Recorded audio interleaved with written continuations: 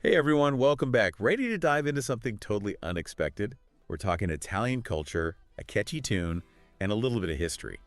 Yeah, it all starts with this flyer I found for Sudanzare, which basically means dancing the South if you don't speak Italian. They're all about preserving these traditional dances from southern Italy.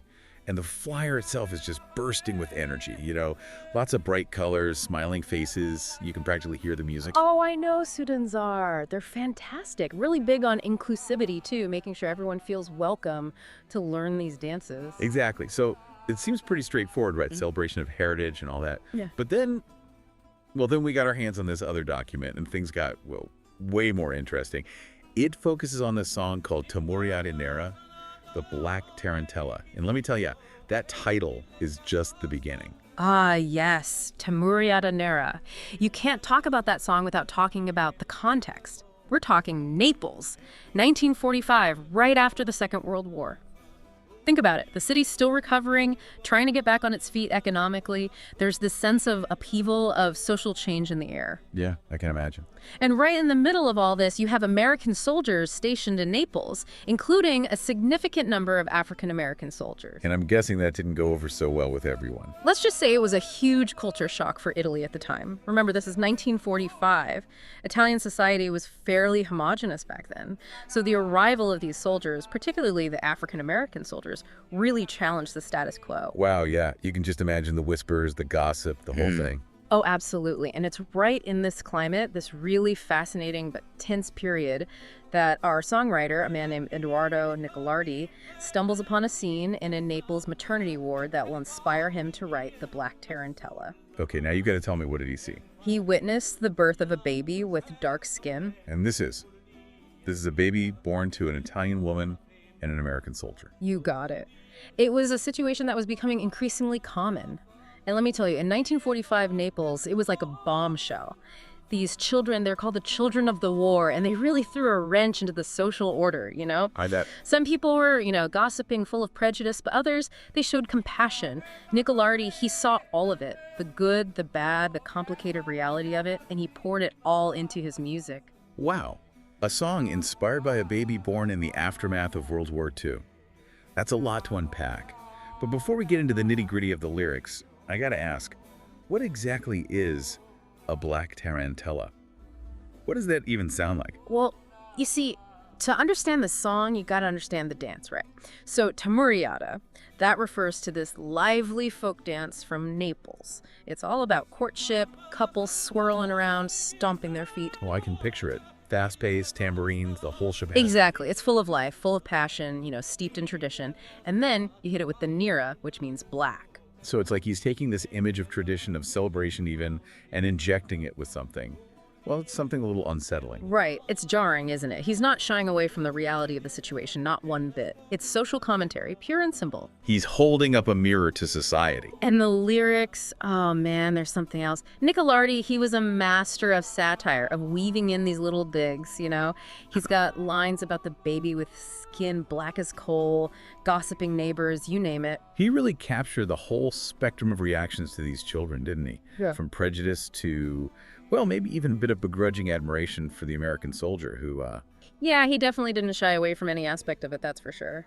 You mentioned the Neapolitan dialect. There's this one line that always gets me. It translates roughly to, "The American soldier with his swagger and sway has left his mark in a most curious way." oh, wow.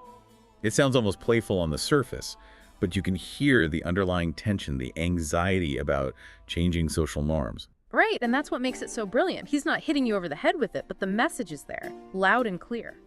Speaking of powerful messages, our research also mentioned a connection to Crucio Malaparte's novel, The Skin.